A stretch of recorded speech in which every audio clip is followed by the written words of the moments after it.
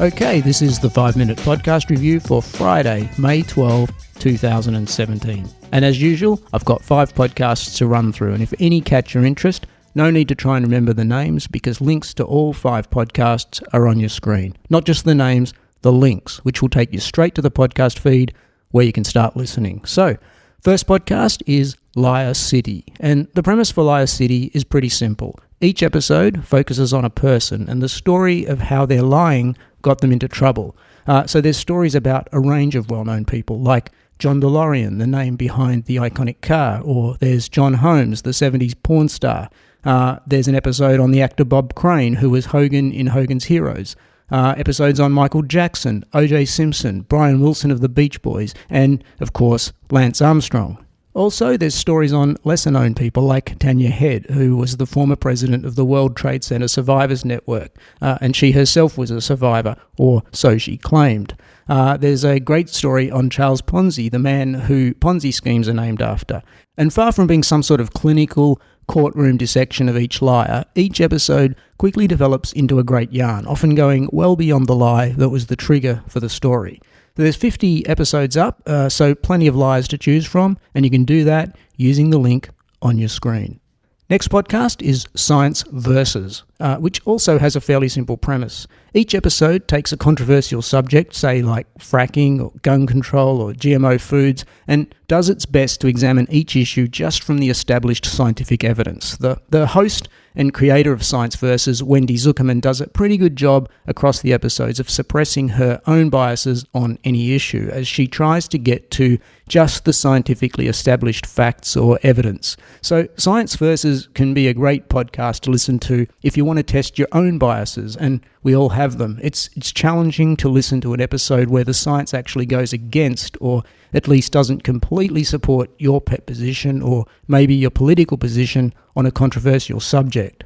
But it also reveals that science, like real life, can be messy and nuanced. On many issues, there isn't a clean-cut right or wrong, good or bad answer. There's a lot of it depends on some of the subjects, like fracking, for example, though the science is a little more straightforward on other subjects, like the existence of ghosts. Science Versus is definitely a good podcast to cram on before you get yourself embroiled in dinner table debates or arguments on many of the usual suspect subjects. Wendy Zuckerman, who I mentioned is the host and creator, originally developed Science Versus as a radio program and podcast for ABC Radio in her native Australia, but was picked up and poached to Gimlet Media, the startup New York-based podcast producer. So I've put links on your screen to both the original Science Versus series from Australia and also to the current feed from Gimlet. That's Science Versus. On to podcast number 3, which is Decrypted. This is a fairly new podcast, launched in October last year, but already has around 25 episodes up. Decrypted is about the tech industry, but more about the human side of the industry rather than the technical side. So, for example, the episode on Snapchat looks at the clash that Snapchat's having with its neighbours in the Venice Beach area of California as it takes over and occupies more and more space for its offices and is pricing out an increasing number of local businesses and long-time residents. Or there's the episode on Pinterest, where the reporters visit the headquarters and spend time with staff, including the 2 co-founders who rarely give interviews. They talk fairly candidly about what they're working on and why Pinterest just hasn't had the same scale of success as the likes of Facebook, Snapchat, or Instagram, and what they're trying to do to fix that. Other episodes explore what happened when a Silicon Valley startup made a serious attempt at affirmative action hiring. Another episode tells the inside story on Pixar's make-or-break gamble to make the movie Toy Story a major hit. What I like about Decrypted is you can invest the 30 minutes or so listening to an episode and come away feeling fully informed with inside info on a subject you knew almost nothing on to start with. The inside story on Pinterest is a good example of that. So that's Decrypted. Check it out using the link on your screen.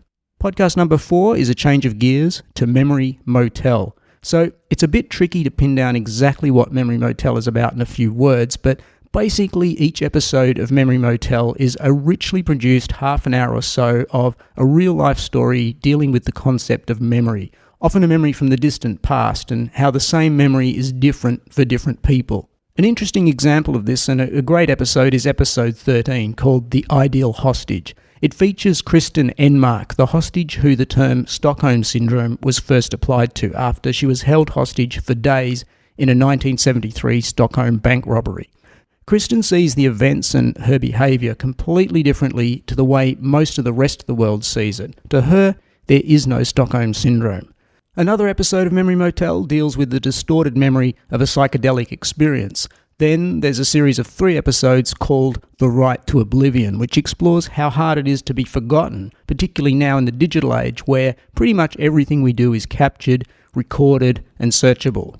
Memory Motel deliberately leans to the whimsical and storytelling end of the spectrum when it comes to dealing with the concept of memory, rather than the clinical or scientific end.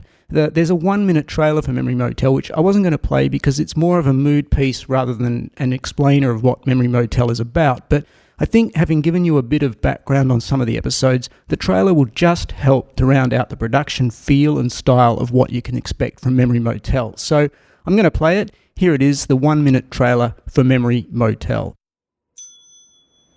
There's a motel on the edge of the eastern shore where memories were once made. People walk up to it now and then, squinting, searching, trying to see something that's no longer there. It's boarded up, ivy clings to the clapboard, weeds sprout through the cracked asphalt. The signage has faded and lost letters. But from inside, you can smell and hear the ocean. You can find sand between the bathroom tiles, and behind the cloudy plate glass of a room with no number, I'm at work, sifting through the songs that played when we had our first kiss. The smell from the kitchens we returned to again and again. What he said, what she said, or what we thought they said. I'm trying to assemble the details of your memory, trying to find meaning in what you may have forgotten. Remember. And I remember. I remember. I remember even. I can remember those stories are the essence of That's what the it must image be that like. I held in my head. Can you trust that? I'm Terrence Mickey. Welcome to Memory Motel. Is that light always on? Okay, that's Memory Motel, and of course, the link is on your screen. Final podcast this episode is Outside. This is a relatively new podcast series, just over a year old, produced by Outside Magazine, which is a long-standing established magazine created with a focus on inspiring readers to get out of their homes and offices and to get outside for some adventure. Think hiking, mountain climbing, snowboarding, adventure travel, that sort of thing. The podcast episodes of Outside generally use storytelling techniques to bring to life cliffhanger adventures from around the world. And in this case, I mean cliffhanger both literally and metaphorically. And the stories aren't all fun. In fact, many Outside episodes deal with terrible outside experiences that you'd think might actually inspire more people to stay inside. The first episode is a good example. Called Frozen Alive, it recreates in dramatic audio form one of Outside Magazine's most popular and repeated articles, a gut-wrenchingly fascinating and accurate moment-by-moment description of what's happening to you physically and mentally as you sink deep into hypothermia after getting lost in the snow. Here's just 2 minutes of the nearly 25-minute description.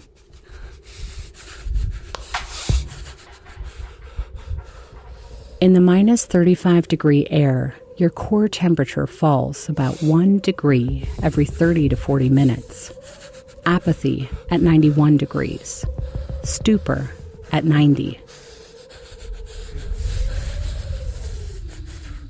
You've now crossed the boundary into profound hypothermia. By the time your core temperature has fallen to 88 degrees, your body has abandoned the urge to warm itself by shivering.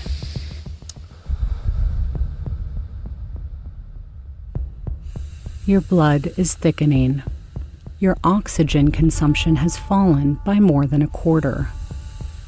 Your kidneys, however, work overtime to process the fluid overload that occurred when the blood vessels in your extremities constricted and squeezed fluids towards your center.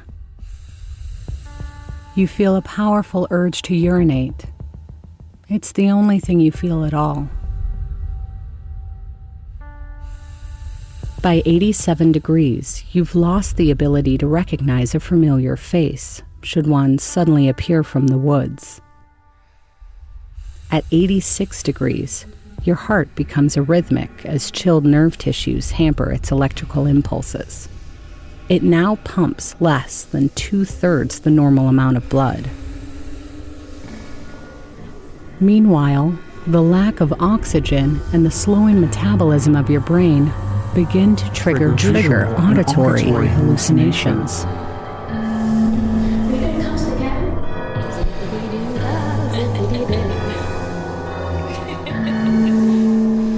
Be careful, it's cold out there.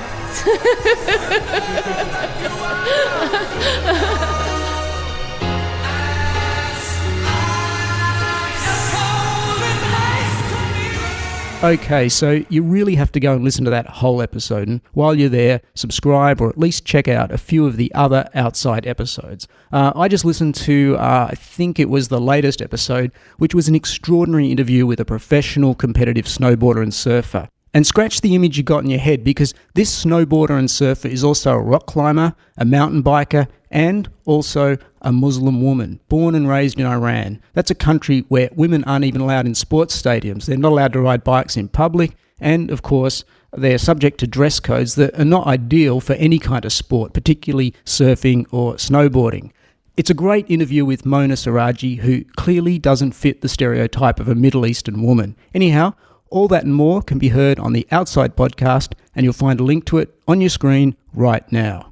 Well, that's it. Just to recap, the 5 podcasts we looked at in this episode were Liar City, Science Versus, Decrypted, Memory Motel, and Outside. And as I said, links to all 5 are on your screen. Also, if you ever want to get in touch, maybe with a podcast suggestion, you'll find an email link on your screen as well. Otherwise, I'll see you in the next episode with 5 more podcasts. Thanks for listening.